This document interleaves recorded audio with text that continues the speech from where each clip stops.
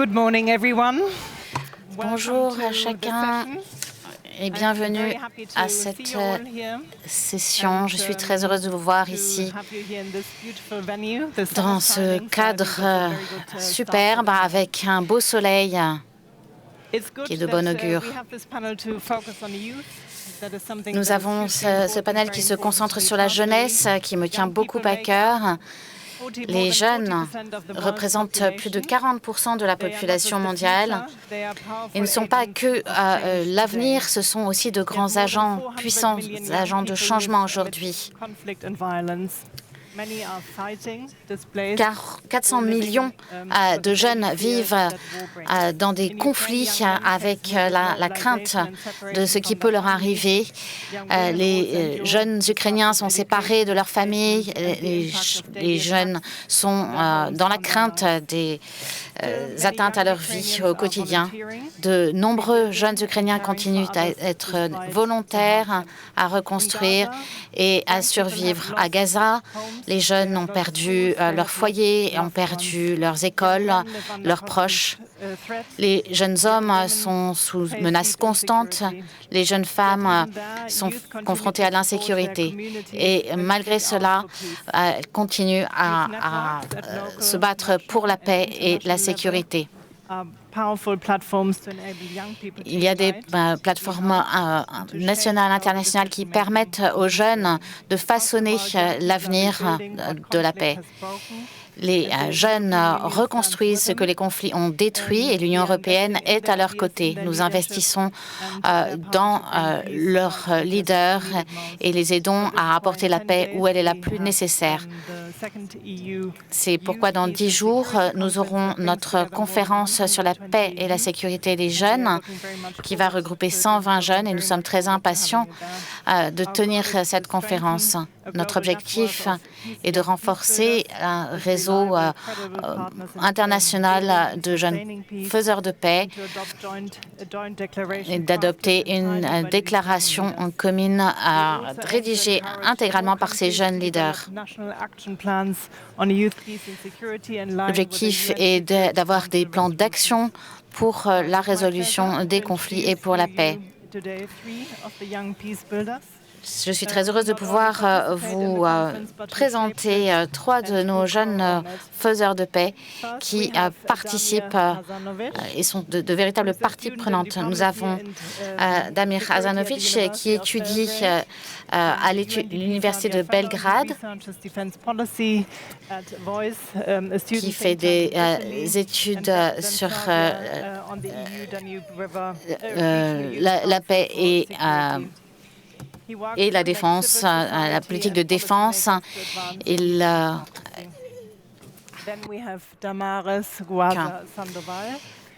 Nous avons ensuite Damaris, qui est psychologue de Colombie, qui est un leader descendant d'Afrique de Buenos Aires, Cauca, qui a travaillé à la construction de la paix tout au long de l'Amérique latine. Elle travaille actuellement au comité central de Ménonites du Mexique et à CIPAZ et construit des ponts entre les jeunes et les cultures pour la paix et la justice sociale. Nous avons ensuite Ilgin Pasli-Brombach, qui est cofondatrice et directeur de Plan Impact, une ONG allemande. Elle est au conseil du réseau des ambassadeurs, des jeunes ambassadeurs de la paix et a représenté les jeunes au Conseil de l'Europe. Elle est actuellement à l'Académie de la transformation des conflits chez Propice. Je suis très heureuse d'être ici, très impressionnée par tout ce que vous avez déjà fait.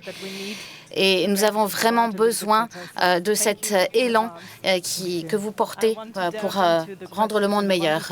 Je vais rentrer dans les questions. Je vais commencer par vous, Damir. 2025 est une année qui a été marquée par des changements drastiques de paysage géopolitique dans le monde entier. Dans ce chaos, on a vu un déferlement des mouvements et initiatives de la jeunesse. En ayant cela à l'esprit, comment pouvez-vous pouvons-nous nous assurer que ces mouvements ne soient pas considérés comme des perturbations, mais plutôt comme des apports essentiels à la paix, à la confiance et au maintien des valeurs démocratiques? Merci. Merci, Benedicta. La première chose que je recommanderais serait de changer la façon dont nous voyons les mouvements de jeunesse. Aujourd'hui, comme vous l'avez dit, il y a eu de nombreux mouvements de jeunesse qui ont été des protestations. On peut parler du Népal, de la Géorgie, parmi d'autres. Et je peux dire que tous ces mouvements ont été considérés Pardon. Je suis vraiment désolée. Prenez votre temps. Quand des mouvements de jeunes apparaissent, ils sont toujours considérés comme des contestations de l'autorité. Mais ce qui se passe vraiment sur le terrain, c'est que des jeunes essentiellement, montrent les fossés dans les problèmes dans les institutions, dans la démocratie. Par exemple, en Serbie, nous avons eu des manifestations étudiantes à travers le pays et ce qui en ressort, c'est que les personnes qui vivaient dans les Balkans dans les années 90 avaient peur et ne disposaient pas des mécanismes pour gérer des régimes autoritaires et certains problèmes de gouvernance. Ce que les jeunes ont fait en 2024 et 2025, c'est qu'ils ont pris ces valeurs démocratiques et se sont assurés que les institutions les respectaient. Et donc, dans ces manifestations, ils n'ont pas voulu tenir compte de la bureaucratie, de tout ce qui était révoltant dans le paysage démocratique. Ils se sont vraiment concentrés sur les valeurs clés de la démocratie pour exprimer un discours pour la nation. Dans le cadre du PNUD, je participe au programme Youth for Inclusion, Equality and Peace Building, en particulier dans les Balkans occidentaux, où il y a des conflits depuis 50 ans. Cela permet de regrouper, de faire travailler ensemble des personnes du Kosovo, du Monténégro, de Macédoine du Nord, de Serbie. Et nous œuvrons tous ensemble à un avenir plus stable pour cette région, mais également à la façon dont nous pouvons étendre cette influence dans le public en général. Nous avons donc des initiatives de terrain, des initiatives pratiques, parce que on a constaté que c'était ce qu'il y avait de plus efficace par rapport à des actions symboliques qui ne font que cocher des cases. C'était vraiment une révélation dans la façon dont la jeunesse peut encourager les valeurs démocratiques. Merci beaucoup. Alors, à votre tour, Damaris, est-ce que vous pouvez nous dire ce que font les jeunes d'Amérique latine pour la paix et la sécurité? Merci beaucoup pour votre question. Je suis très reconnaissante d'être ici aujourd'hui et je voudrais partager mon expérience en Colombie et également au Mexique dans le domaine de la paix.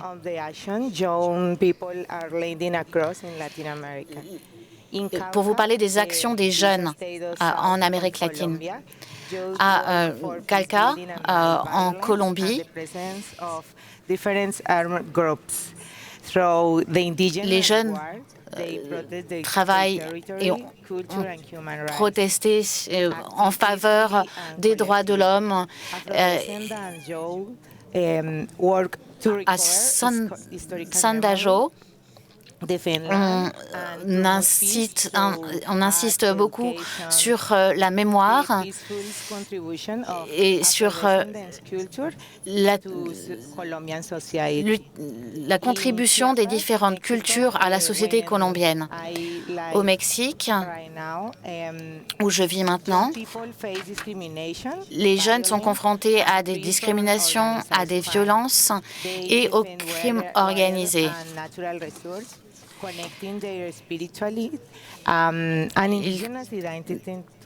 Il y a une difficulté au Mexique pour les populations autochtones et l'accès aux ressources naturelles. Les jeunes on essaye d'autonomiser les jeunes pour qu'ils deviennent des acteurs dans la consolidation de la paix et la défense des droits de l'homme. Au Honduras, en Amérique centrale, les jeunes se lancent dans des projets d'entrepreneuriat pour aider les communautés marginalisées. Ils combinent le hip-hop, les arts urbains avec la formation aux droits de l'homme, au leadership et à l'égalité des genres, tout en incluant les communautés. Pour les jeunes d'Amérique latine, la paix, c'est plus que l'absence de conflit ou de guerre. C'est la justice et l'opportunité. Cela permet aux jeunes de s'exprimer sans peur. Il faut que chacun soit traité avec respect, sans considération de genre, de religion, de culture. En Amérique latine, les jeunes s'engagent pour la dignité. Merci beaucoup. Je pense que ce sont des leçons tout à fait valables, des enseignements importants.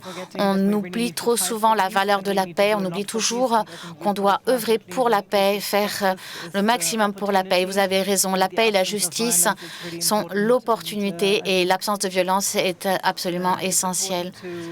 Il est important, effectivement, de se souvenir de ce que cela signifie quand on n'a pas la paix. Merci beaucoup.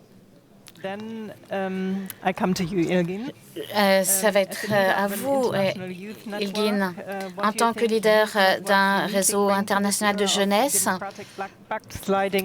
que pensez-vous que ces réseaux de jeunes peuvent apporter dans cette époque de recul démocratique et comment peuvent-ils renforcer la démocratie et soutenir la paix? Merci à chacun d'entre vous d'être ici. Je suis très heureuse de voir autant de jeunes présents ici. Donc effectivement, je m'exprime ici en tant que membre du conseil d'administration de cette organisation, mais je suis également une pratiquante dans ce domaine et quelqu'un qui a connu de telles expériences et qui milite. Je vais vous raconter un petit peu mon histoire. J'ai grandi à Tuquem et j'ai vu ce que cela voulait dire quand la liberté et la paix disparaissaient. Tout n'est pas... nous ne sommes pas tous à l'égalité, notamment pour les minorités et pour les jeunes. Donc comment peut-on vivre en paix et en démocratie si certaines voix sont silencieuses et qu'on ne peut pas avoir nos opportunités? Donc aujourd'hui, quand on parle de démocratie et de paix, il faut faire face à une réalité inconfortable. C'est-à-dire que oui, le monde est de plus en plus interconnecté, mais aussi extrêmement et profondément fracturé. Ces dernières années, nous avons été témoins à des conflits violents à une échelle historique. Chaque crise, que ce soit celle du Myanmar, du Gaza, de la RDC, de l'Ukraine, tout cela, ce n'est que des avenirs, des vies volées. Donc la démocratie et la paix doivent être nos objectifs principaux. Et c'est le cas dans mon centre, dans ma communauté. Soyons honnêtes, les conséquences de ces conflits ne sont pas égaux sur tous. Les jeunes portent un poids très lourd sur leurs épaules. et doivent être inclus dans l'élaboration des solutions. Les réseaux de jeunes sont appelés à l'élaboration de ces politiques, mais généralement, ils sont réduits au silence. C'est extrêmement frustrant, mais également dangereux. Nous sommes à un point de bascule. Nous devons demander comment aller plus loin et passer des mots à l'action. Comme je l'ai dit, la paix, ce n'est pas que quelque chose écrit sur une feuille, c'est aussi une réalité dans les communautés. Les jeunes et leurs réseaux travaillent avec acharnement pour renforcer la paix. 3 exemples. Nous sommes légitimes car nous sommes rapides. De nombreuses personnes sont écrasées par la bureaucratie, mais nos réseaux sont plus horizontaux. Donc nous pouvons agir vite, répondre aux crises, prévenir les conflits à l'échelle locale. Nous avons un pouvoir en tant que médiateurs. Nous établissons des ponts entre de nombreuses entités qui permettent de résoudre les problèmes plus rapidement, qui permettent de dépolariser également les partis. Troisièmement, les réseaux, l'engagement et la création de la paix par le bas permettent de mettre en place des activités plus résilientes, qui permettent de former, qui permettent de renforcer la confiance, la cohésion sociale entre les générations également. Et cela participe à la création d'une paix long terme. Donc, je pense que les réseaux, oui, participent à la création de la paix, non pas en marge, mais au cœur de ce processus de création. Et je pense que mon histoire illustre bien ce message. J'ai grandi dans un univers de réseau de jeunes qui m'a donné des opportunités, qui m'a porté. Et je pense qu'on voit bien là ce dont les jeunes sont capables. Et notre rôle doit être amplifié. Les réseaux de jeunes, mon réseau de jeunes regroupe plus de 160 personnes. L'année dernière, nous avons formé 4500 jeunes sur des questions qu'ils identifiaient comme urgentes. En Ukraine, à Mayotte, à bien d'autres endroits. Les jeunes leaders développent des espaces de communication, des réseaux, des processus. D'autres essayent d'amplifier les voix des jeunes à différents niveaux. Certains jeunes nous représentent dans des institutions internationales et dans des parlements nationaux également. Donc la leçon que j'aimerais vous laisser aujourd'hui, c'est que les jeunes participent de manière systématique et importante sur le terrain. Dès le terrain, ils deviennent des piliers de la création et du renforcement de la paix. Je vais vous proposer un choix pour finir. Allons-nous continuer à traiter les jeunes comme des gens qui ne sont pas dignes de confiance, ou allons-nous enfin reconnaître leur qualité de leader et de partenaire? Le choix nous revient et déterminera si la paix durera ou non. Si vous voulez la paix, nous la voulons aussi. Merci. Merci pour vos paroles. Comme je l'ai dit, 40% de la population mondiale, ce sont des jeunes, donc nous devons les inclure, évidemment. Nous en avons parlé de nombreuses fois.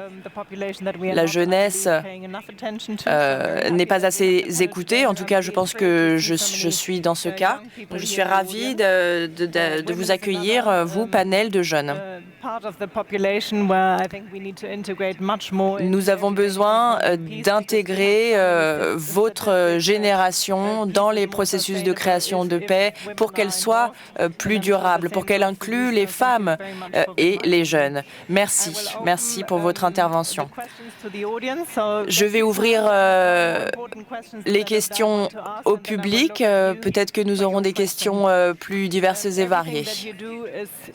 Tout votre travail est extrêmement impressionnant. Vous êtes créateur de changements, parfois de manière perturbatrice, mais je pense que beaucoup de gens applaudissent votre travail et d'autres n'aiment pas votre travail et vous considèrent comme perturbateur.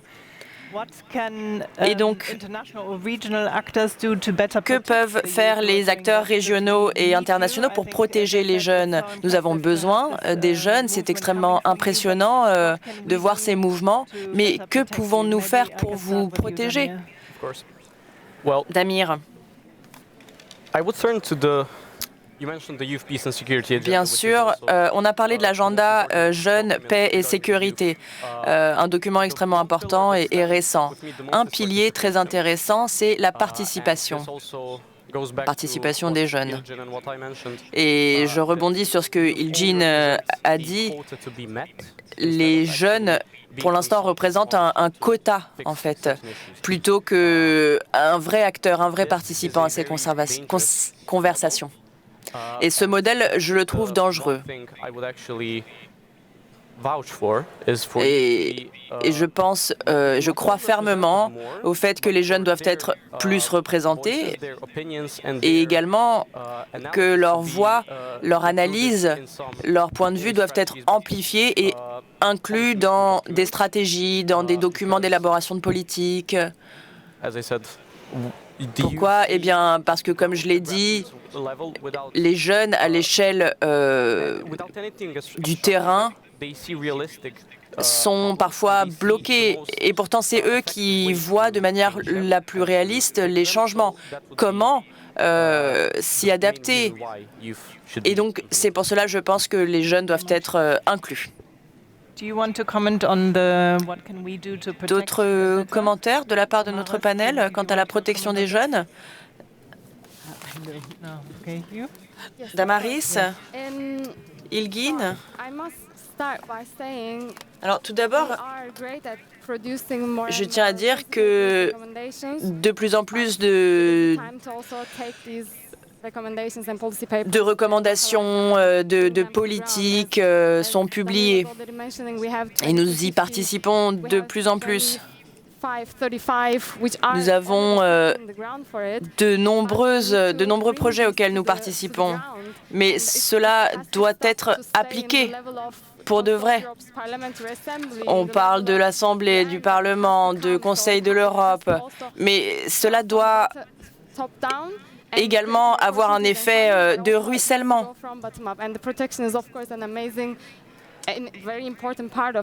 C'est un élément extrêmement important de la protection des jeunes. Alors j'aimerais maintenant vous donner un exemple. Un exemple dans le cas d'absence de protection. Donc moi j'ai été déléguée turque au Conseil de l'Europe, aux pouvoirs régionaux et locaux. Et un de mes collègues a récemment été arrêté après une de ses interventions en tant que délégué pour la jeunesse. Et donc, quand les jeunes ont peur pour leur vie, comment peuvent-ils diriger, comment peuvent-ils mener? Et c'est pour cela que la protection doit devenir une réalité grâce à une approche généralisée, grâce à des fonds dédiés, et cela doit aller plus vite. Il faut que le financement soit plus large, plus généralisé. C'est évident et cela doit aller de concert avec des mesures de protection et de concert avec la participation des jeunes. Il faut qu'ils puissent suivre ces investissements, qu'ils puissent établir des prêts, des dons, des systèmes qui permettent d'aider les jeunes et leurs réseaux à agir en cas de crise. Et encore une fois, cela doit aller de concert avec un développement des capacités des jeunes et de leur réseau, et ce, de manière constante. Constante, c'est vraiment important. Les jeunes et leur réseau, tout comme le monde dans lequel nous vivons, changent au jour le jour. Nous sommes très connectés, les crises sont très connectées. Et donc, le renforcement des capacités doit être constant et répondre aux besoins des jeunes.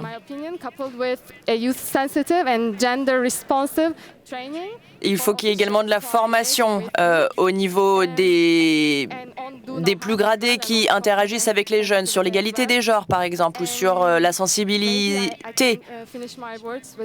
Et pour finir, je tiens à dire qu'il faut changer avec et pas changer pour.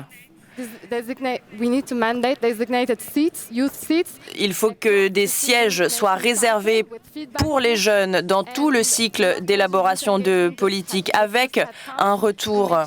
Il ne s'agit pas juste d'avoir des jeunes dans la pièce et de les compter.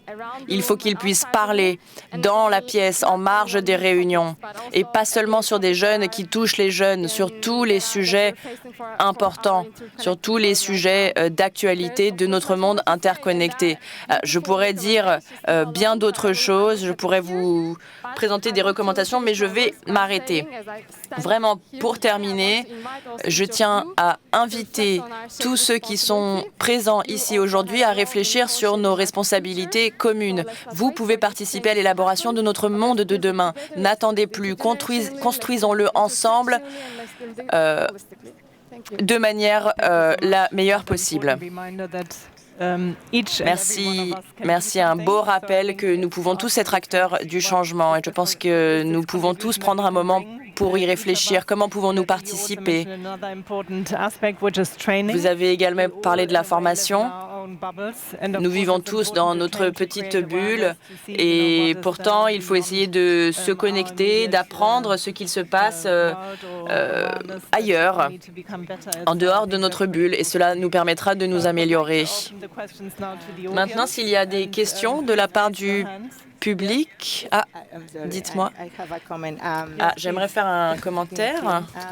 Bien sûr, Damaris. Alors, je pense que le réseau SAFE protège et amplifie la voix des jeunes. C'est un espace de communication sécurisé pour les jeunes et la solidarité entre les jeunes. J'ai une recommandation dont j'aimerais vous faire part. Les institutions démocratiques et l'espace civique peuvent aider à émanciper les jeunes, notamment en Amérique latine. Nous menons des projets qui nous permettent de sensibiliser les jeunes sur des questions liées à la violence. Nous finançons également, nous aidons à financer des projets pour que les jeunes puissent répondre aux besoins du travail de création de paix. Nous avons également des groupes de travail multisectoriels avec des jeunes et des représentants de l'autorité pour qu'ils puissent mettre en place des actions conformément à ces recommandations. La protection des droits humains et les travailleurs de la protection des droits humains doivent avoir accès à des mécanismes qui les protègent plus contre la répression internationale. Les plus jeunes travaillent dur pour les droits humains et leur défense, et ce aux quatre coins du monde. Les jeunes en Amérique latine qui travaillent dans ce genre de secteur ont besoin d'inspiration, de connexion, d'avoir plus confiance en eux. Et ce réseau permet de leur montrer que nous travaillons tous ensemble avec pour objectif une société plus juste. Travailler en réseau nous permet de nous unir.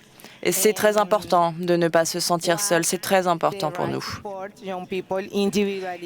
En aidant les jeunes de manière individuelle, ils peuvent devenir acteurs du changement et trouver des solutions qui renforcent la paix sur le terrain.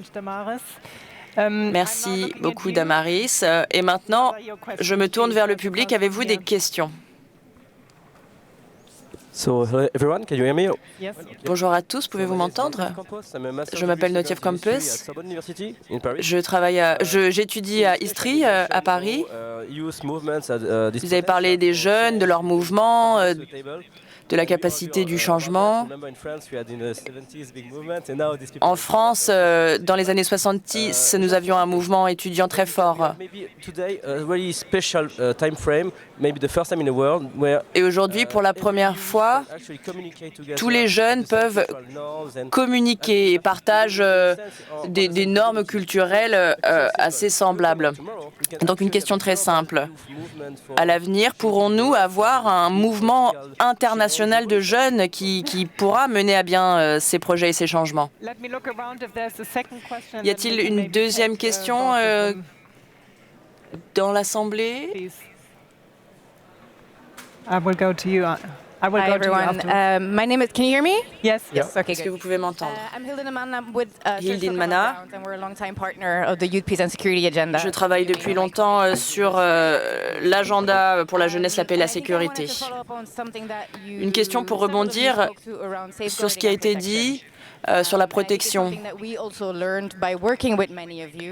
Nous avons travaillé avec de nombreux réseaux. Cela fait plusieurs années que nous essayons d'amplifier la voix des jeunes dans les institutions internationales et nous voyons qu'il y a du recul. Il y a un problème au niveau de tout cela et on ne veut pas vous empêcher de faire votre travail. Donc, pouvez-vous nous indiquer ce que nous pouvons faire pour vous aider, pour vous protéger? Merci. Et une troisième question. Bonjour, je m'appelle Kyle. Je travaille avec les animaux et j'essaye souvent de sensibiliser les jeunes à la cause animale et leur sensibilisation. C'est extrêmement important. Je pense que les jeunes soient impliqués dans toutes les solutions.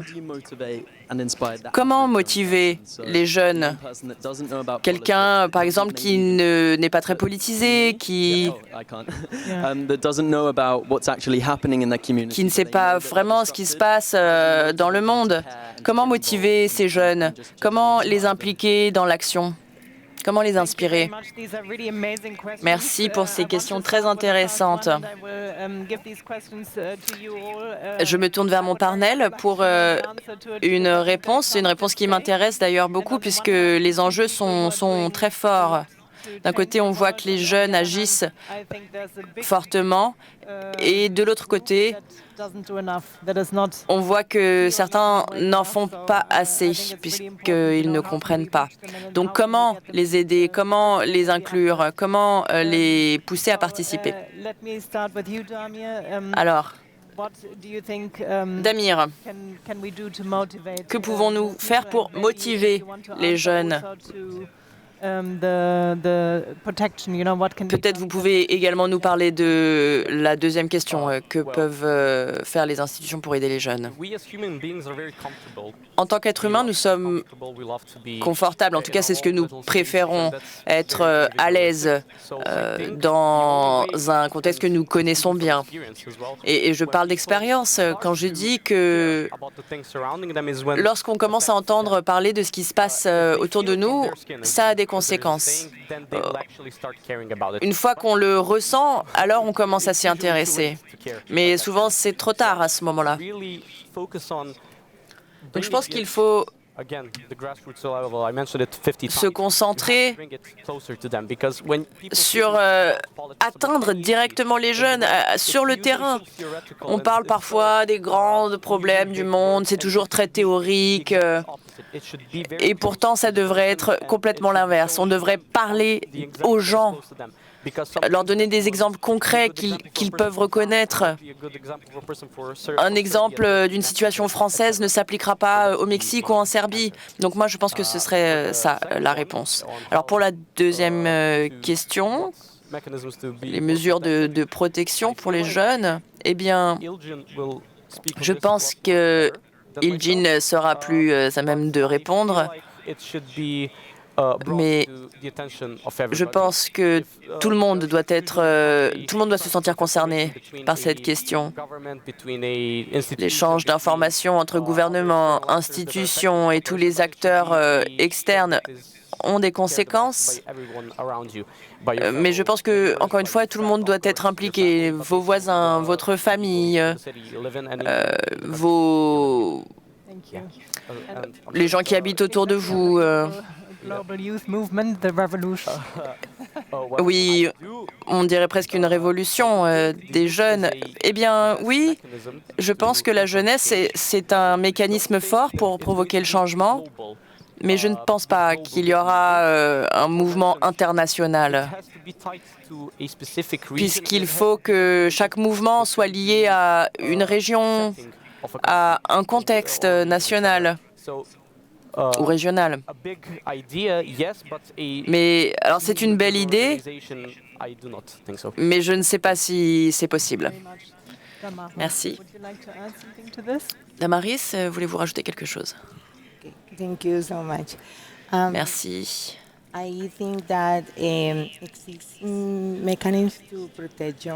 Alors, je pense qu'il faut mettre en place effectivement des processus pour protéger les jeunes.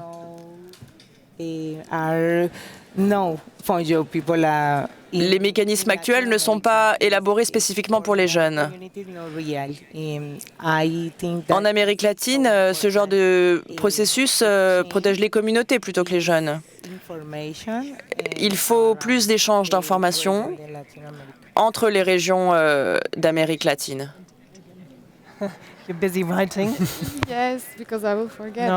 Oui, vous écrivez beaucoup de choses. Oui, je ne veux pas oublier.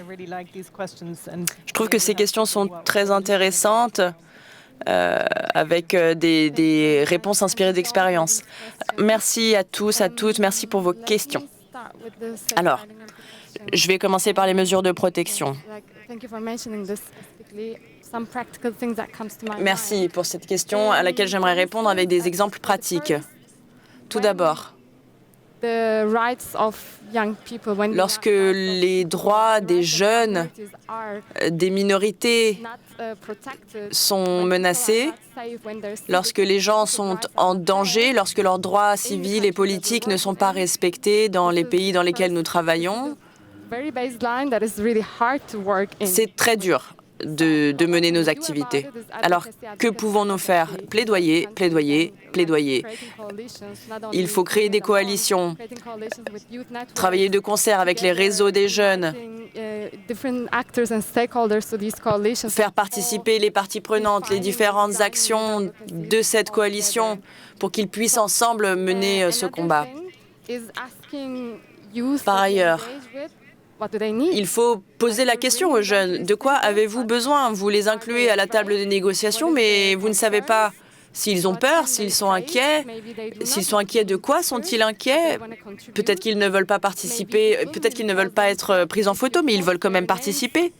Peut-être qu'ils ne veulent pas que leur nom soit cité, mais ils veulent quand même participer. Un exemple concret dans notre réseau. Lorsque nous incluons dans nos activités des jeunes qui viennent de zones en conflit, nous leur demandons si leur nom, la publication de leur nom est acceptée. Leurs initiales, non. Nous avons décidé de ne pas publier les noms et ça a vraiment aidé les jeunes à se sentir en sécurité et du coup à participer plus largement aux activités. Il s'agit également de créer des espaces sécurisés, utiliser un langage inclusif. Il faut penser à la protection des données, évidemment, pour pas que leurs données soient volées. Donc les systèmes de protection des données doivent être renforcés. Et pour finir, je vais revenir sur la formation, pas que des jeunes, mais des autres acteurs de votre organisation qui mènent des activités avec les jeunes. Des formations sur comment gérer le conflit et sur bien d'autres sujets. Et la désagrégation des données.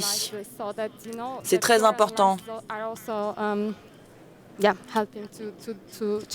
C'est très important pour vérifier que les analyses des jeunes soient prises en compte. Maintenant, j'aimerais répondre à la question sur le mouvement international des jeunes. Il y a de nombreux mouvements. Vous avez parlé de SAIG, qui fait partie de la coalition internationale des jeunes pour la paix et la sécurité. Search for Common Ground est une association également qui travaille avec une organisation menée par les jeunes et qui travaille à l'échelle internationale. Cette association travaille également avec les Nations Unies. Leading the European, une autre organisation, une autre coalition sur les jeunes, la paix et la sécurité. Et toutes ces associations travaillent de concert. Le réseau IPS également, qui nous a permis de participer à cette conférence, celle qui aura lieu dans 10 jours à Bruxelles.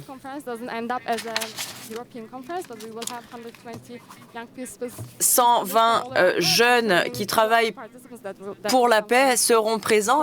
Mes collègues sur la scène aujourd'hui seront présents. Nous allons travailler ensemble, se serrer les coudes, mais parfois ce n'est pas facile.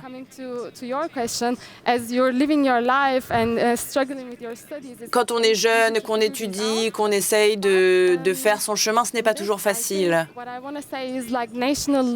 Et donc, je tiens à dire qu'il faut commencer à l'échelle locale, rencontrer les uns les autres, faire des formations, de la sensibilisation sur la paix. Et quand on connecte comme ça les jeunes entre eux, alors on amplifie notre activité et cela peut avoir des conséquences à l'échelle internationale. Et je pense que c'est un élément important. Et puis pour finir, comment pousser les jeunes qui ne se sentent pas concernés à participer? Eh bien, je pense qu'aujourd'hui est une bonne occasion pour moi de parler de mon travail en tant qu'ambassadrice pour les jeunes. En fait, j'aimerais vous donner un exemple de ce que nous faisons. Nous demandons aux jeunes dans les pays dans lesquels nous travaillons avec des partenaires qui se connectent avec des associations de jeunes, parfois via les réseaux sociaux. Et une question est posée aux jeunes. Que voulez-vous apprendre? De quoi avez-vous besoin? Sur la base de leurs réponses, nous créons des formations pour ces jeunes qui viennent apprendre, discuter. On essaye le plus souvent possible d'aider les jeunes qui viennent de contextes défavorisés, des jeunes qui viennent de villages éloignés, par exemple, et qui n'auront pas forcément l'occasion de se connecter avec d'autres jeunes. Notre objectif, c'est l'inclusion et l'égalité des genres. Dans nos formations, on n'essaye pas de leur dire ce qu'ils doivent penser, mais plutôt nous essayons de leur donner des capacités à penser de manière analytique. Nous essayons de les équiper avec des compétences, des valeurs, des principes pour s'attaquer aux symptômes, ou plutôt aux raisons concrètes des conflits. Nous n'essayons pas juste de leur faire comprendre ce que sont les droits humains, mais également comment participer à la protection des droits humains. Nous créons des espaces sécurisés de communication où la confiance règne. La communication et la confiance sont deux éléments essentiels pour l'élaboration d'une approche ascendante. L'éducation pour la paix, pour finir, ça peut avoir lieu dans des institutions plus formelles, mais nous avons des activités plus informelles qui vont de concert avec ces institutions formelles.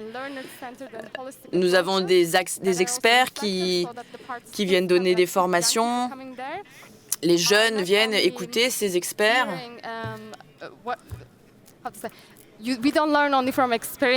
On n'apprend pas que du vécu, on apprend aussi en réfléchissant à ce qu'on a vécu. Et donc on essaye de pousser les jeunes à réfléchir. Et pour finir, je promets, c'est ma dernière intervention. Grâce à cette capacité à réfléchir, à repenser, ça leur donne des idées. de ce qu'ils veulent faire. Et nous développons des systèmes de mentorat.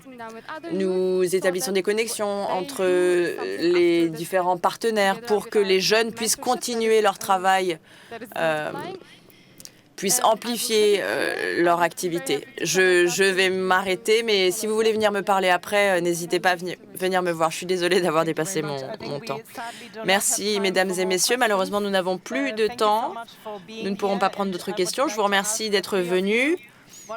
Et une dernière question pour vous trois. Avec quel message voulez-vous laisser à votre audience, que ce soit un souhait, une recommandation, un dernier mot? Damir. Alors, vous êtes là, donc vous êtes déjà sensible à cette cause. Vous avez déjà la volonté de faire changer le monde. Donc, je pense qu'il s'agit simplement d'écouter votre cœur, suivre ce qu'il vous dit, même si parfois ça peut amener à des situations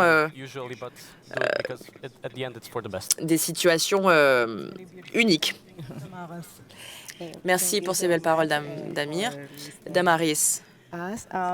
Alors, pour finir, je voudrais partager une recommandation.